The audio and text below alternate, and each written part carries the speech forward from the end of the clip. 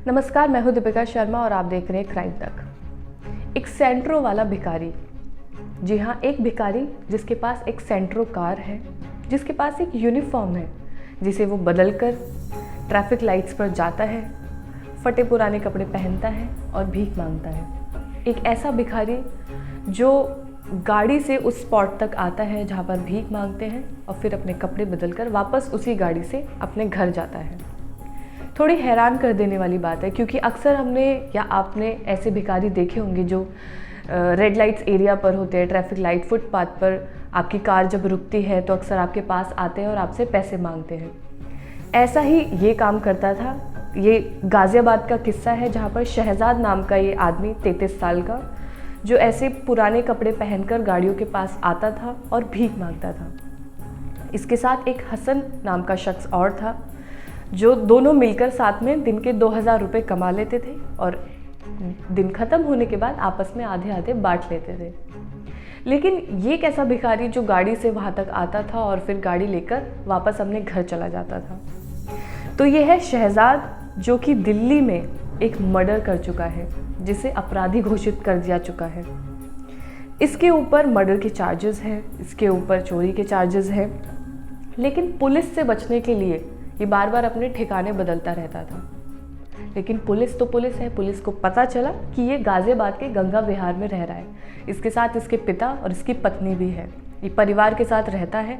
जब पड़ोसियों से पूछताछ की गई तो पता चला कि हाँ, शहजाद यहीं रहता है और सुबह गाड़ी लेकर जाता है, सेंट्रो कार है उसके पास, गाड़ी लेकर जाता है और शाम को ही गाड़ी से लौटता है।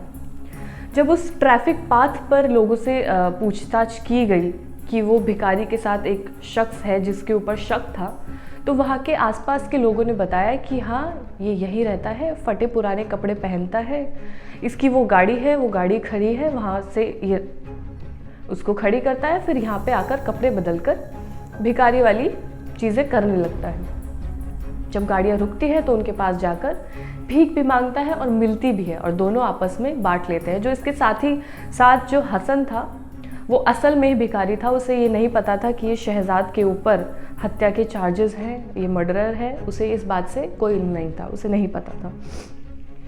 जब शहजाद के पड़ोसियों ने ये बताया तो उसके बाद सीसीटीवी फुटेज भी देखा गया। उस फुटेज में ये देखा गया कि जो ये सेंट्रो कार है, ये कई ट्रैफिक पाथ पर दिखी है, ट्रैफिक लाइट्स पर दिखी है, वहाँ से इसके घर तक आती है और आसपास की जगहों पर ये कार घूमती है। अक्सर शहजाद को जब भी कहीं जाना होता है, परिवार के साथ ठिकाना बदलना होता है, तो ये उसी कार का इस्तेमाल करता था। पुलिस से बचने के लिए इसने कई ठिकाने अपने बदले, अपने परिवार को अपने साथ रखता था। ये दिखने में आप इसे नहीं कह सकते कि ये एक भिखारी है, क्योंकि इस काफ़ी लंबा चौड़ा ये शख्स है। ये बाउंसर का काम करता था, उससे पैसे थोड़े बहुत कमा लेता था और मर्डर के चार्जेस इसके ऊपर लगे थे। दिल्ली में इसने ये कत्ल किया था। उसके बाद से ही इसकी ज़िंदगी ऐसी पलटी कि इसे भिखारी तक बनना पड़ा, क्योंकि इसे अपनी पहचान छुपानी थी और शायद इसे कोई और तरीका नज़र नहीं आया। वहाँ पर ये अपने फुटपाथ के पास अपने कपड़े रखता था, उन्हें बदलता था ताकि भिखारी जैसा लगने लगे। लेकिन जो असल में ज़िंदगी में ऐसा इंसान हो जिसके पास खाने के लिए पैसे ना हो, कपड़े ना हो, उसको पहचानना, और जो ऐसा शख्स जिसके पास गाड़ी हो, घर हो, उसको पहचानने में पुलिस इतनी चूक तो नहीं कर सकती। जब ट्रैफिक लाइट्स के आसपास पता चला कि ये वही शख्स है, पुलिस ने चारों तरफ से घेरा और उसके बाद उसे गिरफ्तार कर लिया गया।